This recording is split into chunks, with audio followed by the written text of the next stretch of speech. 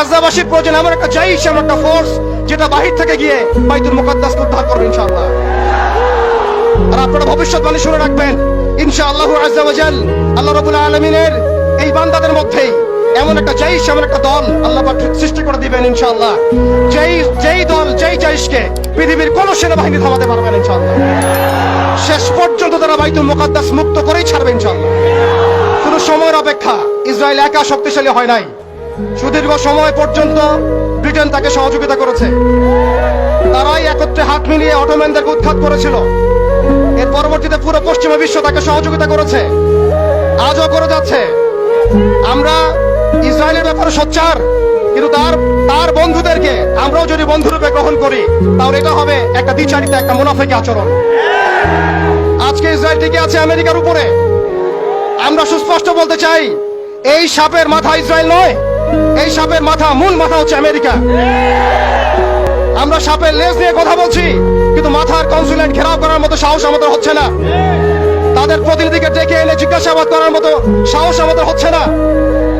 আমরা ইসরায়েল নিয়ে তৎপর, কিন্তু আমেরিকার যে আগ্রাসী ভূমিকা, কে ইসরায়েলকে অর্থ দিয়েছে?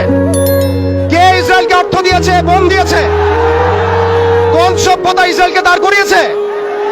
কোন সভ্যতা ইসরায়েলকে অর্থ দিয়েছে, বোমা দিয়েছে, সাহায্য করেছে? আমরা ইসরায়েলের ব্যাপারে সোচ্চার হলেও কেন আমরা আমেরিকার ব্যাপারে সোচ্চার নই? কেন আমরা পশ্চিমাদের ব্যাপারে সোচ্চার নই? আমাদের উচিত হবে তাদের সকলের সাথে বন্ধুত্বপূর্ণ সম্পর্ক ছিন্ন করা। প্রত্যেকটা মুসলিম কান্ট্রি থেকে ইসরায়েলের সাথে যাবতীয় কূটনৈতিক তৎপরতাকে ছিন্ন করা। শুধু তাই নয়, আরেকটা বিষয় আছে। আমরা মৌলিক ইসরায়েল সম্পর্কে সচেতন। আমাদের বাড়ির পাশে নতুন একটা ইসরায়েলের জন্ম হয়েছে, এই ব্যাপারে আমরা সচেতন নই। আমরা দেখলাম তারাবির নামাজে মসজিদ ভাঙা হলো। হোলি উৎসবের নামে মুসলিমদেরকে নির্মমভাবে রাস্তার মধ্যে পেটানো হয়েছে। তারা একটা অনিবার্য যুদ্ধ আমাদের উপর চাপিয়ে দেওয়ার চেষ্টা করছে। আমরা যতই ভালো মানুষ হতে চেষ্টা করি না কেন, আমরা এই কনফ্লিক্ট এড়াতে পারবো না। ইতিহাস আপনারা পরে দেখবেন আমরা এড়াতে পারি নাই। আমরা যতই ভালো এবং সুশীল সাজার চেষ্টা করি না কেন, যতই তাদের তন্ত্রমন্ত্রের পূজা করার চেষ্টা করি না কেন, যতই তাদেরকে সন্তুষ্ট করার চেষ্টা করি না কেন, তারা কোশ্চিন কালেও আমাদের উপর এই অনিবার্য যুদ্ধ থেকে ফিরে থাকবে না ইনশাআল্লাহ। অতএব আমাদের উচিত আমাদের জায়গা থেকে প্রস্তুতি গ্রহণ করা। এখন আমরা কি প্রস্তুতি গ্রহণ করতে পারি এটা আপনারা সবাই জানেন। আমাদের মূল প্রস্তুতি ইমানের প্রস্তুতি, আমলের প্রস্তুতি, তাজকিয়ার প্রস্তুতি, এবং সবচেয়ে বড় কথা, বাংলাদেশকে যতদিন পর্যন্ত আমরা একটা মদিনা রাষ্ট্র হিসেবে কায়েম করতে পারবো না, ততদিন পর্যন্ত আমরা রাষ্ট্রীয়ভাবে এই সমস্যার সমাধান করতে পারবো না।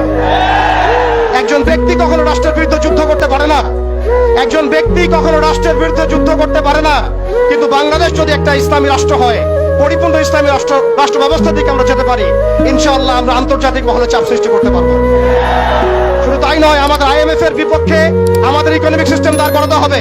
ওয়ার্ল্ড ব্যাংকের এগেইনস্টে আমাদের ব্যাংকিং সিস্টেম দাঁড় করাতে হবে। ওদের ইউনাইটেড নেশনস ফেল করেছে, ওদের মানবতার সংগঠনগুলো ফেল করেছে। এইগুলোর এগেইনস্টে আমাদের ঐক্যবদ্ধ প্ল্যাটফর্ম নিয়ে আসতে হবে। এজন্য অবশ্যই আমাদেরকে একটা ইসলামিক রাষ্ট্রের দিকে যেতে হবে।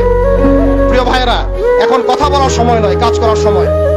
আমাদের শেষ করছি আমি, আমাদের চোখের পানি তাদের কোনো প্রয়োজন নাই, আমাদের মায়া কান্নার গাজাবাসীর কোনো প্রয়োজন নাই।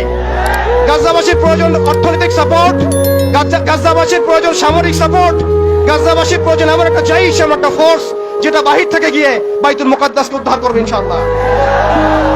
আর আপনারা ভবিষ্যৎবাণী শুনে রাখবেন, ইনশাআল্লাহু আযজা ওয়া জাল আল্লাহ রাব্বুল আলামিনের এই বান্দাদের মধ্যেই এমন একটা জাইশ, এমন একটা দল আল্লাহ পাক সৃষ্টি করে দিবেন ইনশাআল্লাহ।